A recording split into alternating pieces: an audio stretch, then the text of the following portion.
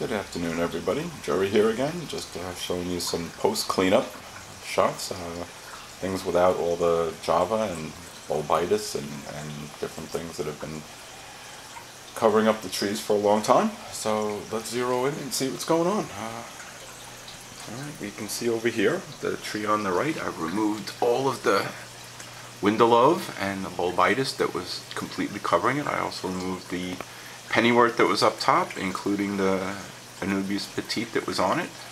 You can see now the Coffeifolia, how really it's expanded and how large it's gotten. I'm going to have to really get in there and trim that.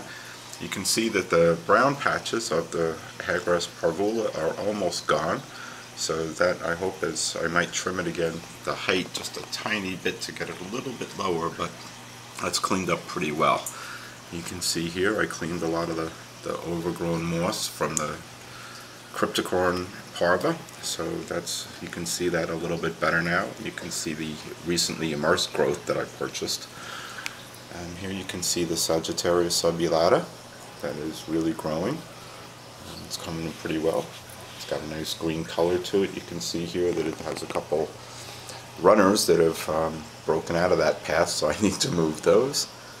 And you can see a good shot of one of the runners coming up and out.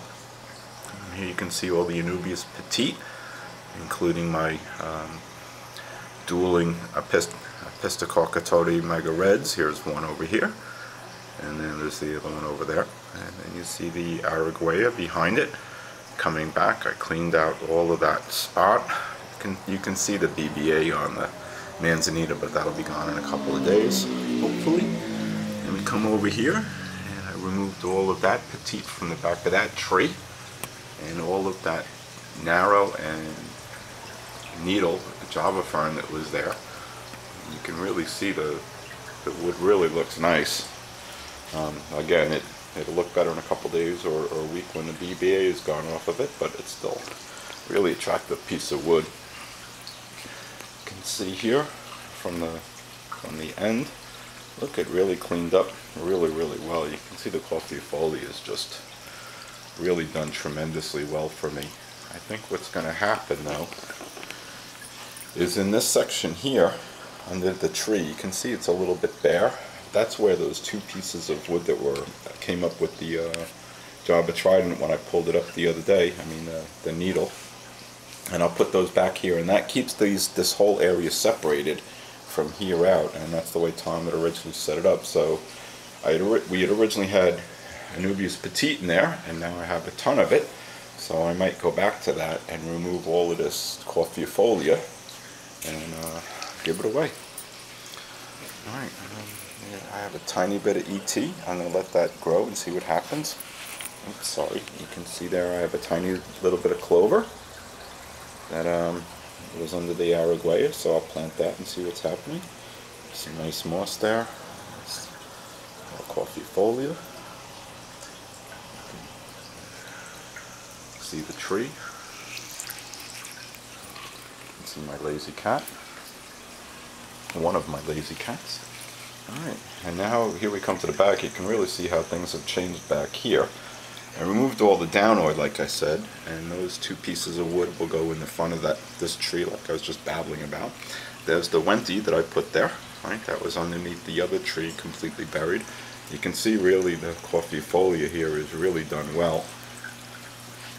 So I'm going to keep the base of the tree surrounded by it. I'll put a little bit in there, that blank spot, and then you see I have some trident which I'll remove, but there's petite and there's more petite, so I have plenty that I can squeeze in there and there, and you can see where I cleaned up the Araguaia in the middle, and there's lots more petite.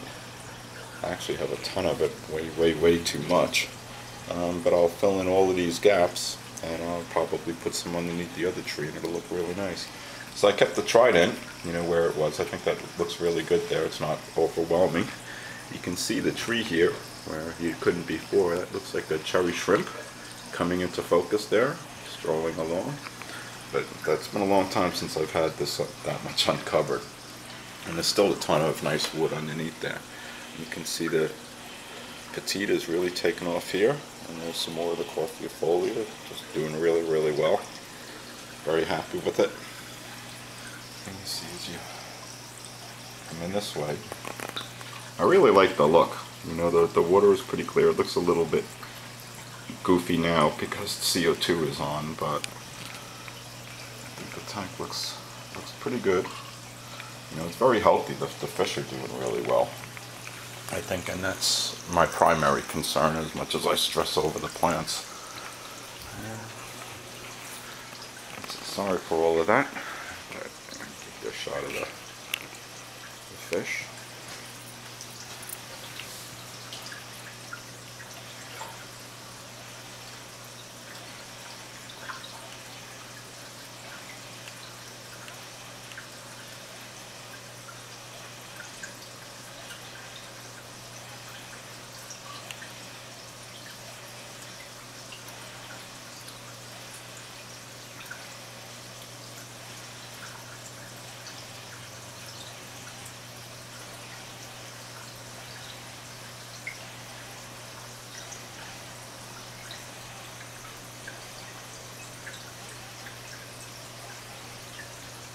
So you can see what I'm talking about here in the front. I kind of like the ADA Bear, but you know, it does look nice when it's planted as well.